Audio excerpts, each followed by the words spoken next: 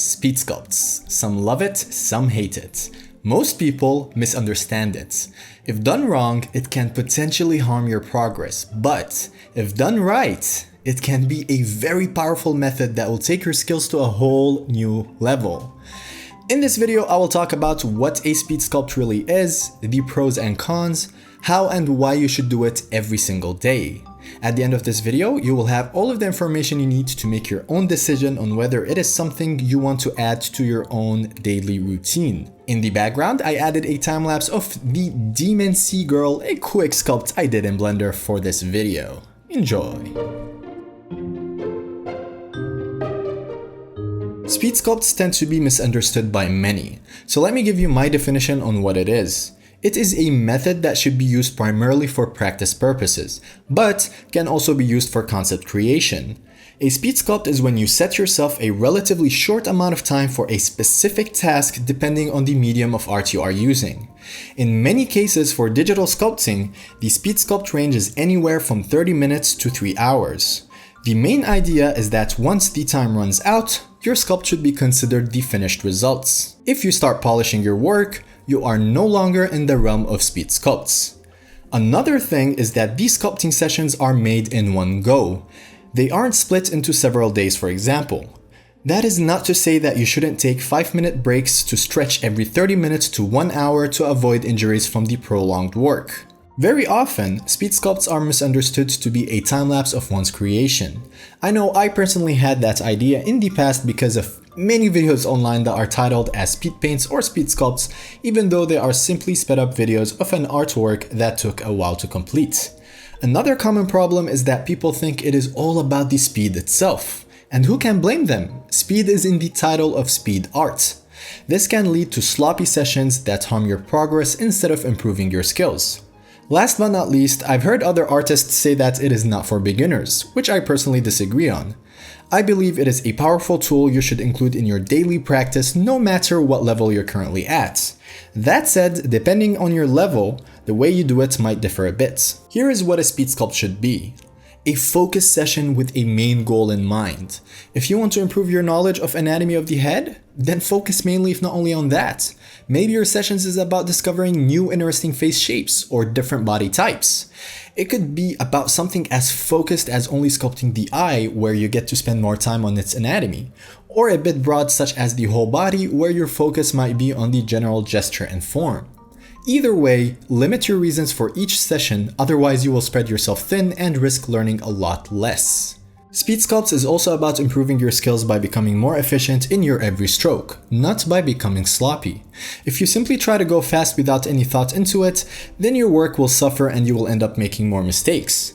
By taking a smarter and more efficient approach, what took you 10 hours to do will one day take you half the time, if not less, with at least the same quality if not better. This is not an exaggeration, I can personally attest to it and I wouldn't make this video otherwise. Speed sculpts should also be about removing the pressure, which can be ironic because time limit and speed hints otherwise. But the fact of using it as a method to simply practice as opposed to a finished product you will present to someone, and knowing that you have another session the next day and the day after, well, the pressure starts to fade away. What speed sculpts should not be is a polished work or a form of unnecessary pressure and sloppiness as a result from the time limits. Now that I explained what a speed sculpt is and what it isn't, here are some benefits and otherwise from speed art. Starting off with the pros, speed sculpts are a very effective way to improve your skills every day.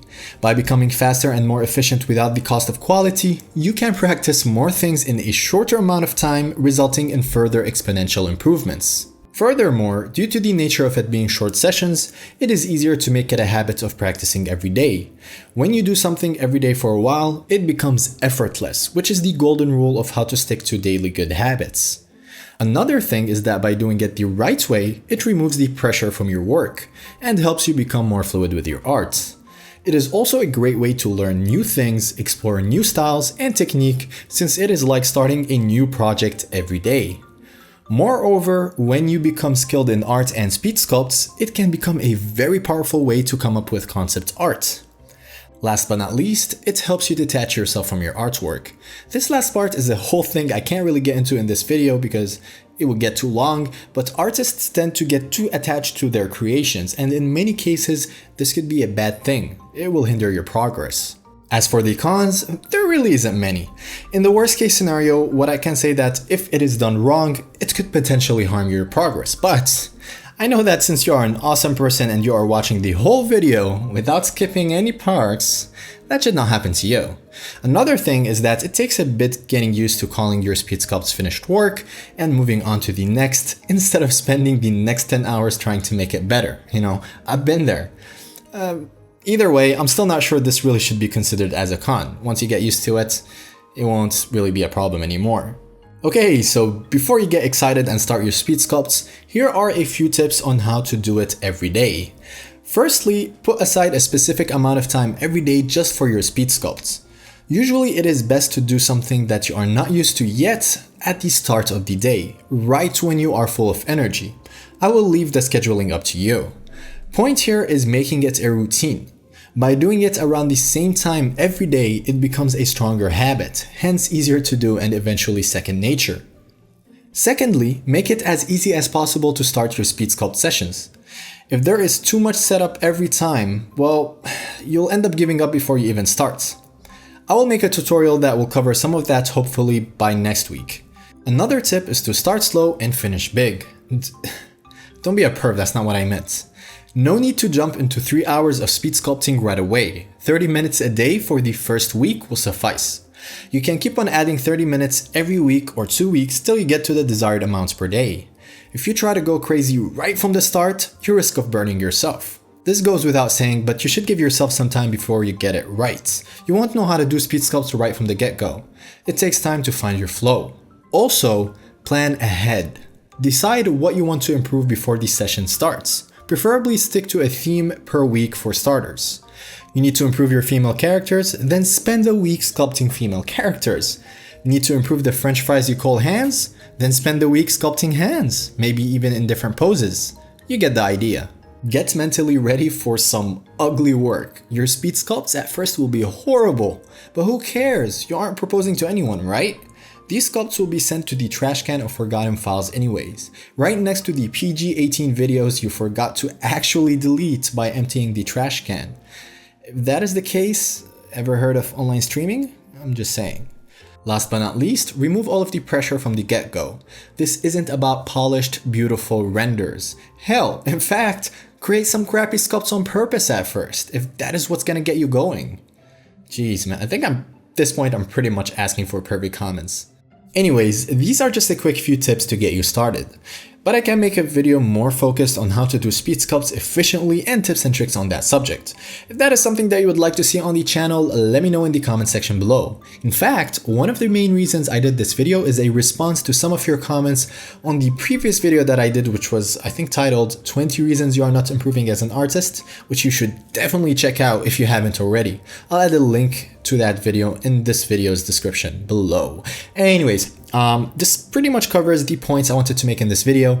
Just keep in mind, this is my perspective on the subject. My objective is to give you all of the information that will help you make your own decision on speed sculpting. As usual, I would love to hear your thoughts on this. So do you agree on the points I made? Maybe you disagree. Maybe there are some points you would like to add to help the community in this channel. So leave a comment below and share your thoughts. I also make sure to read and answer every comment I see, so each will be appreciated. Also, don't forget to give this video a like, share it with your friends, and subscribe to the channel for more awesome art advice, character sculpts, and tutorials. See you guys in the next video.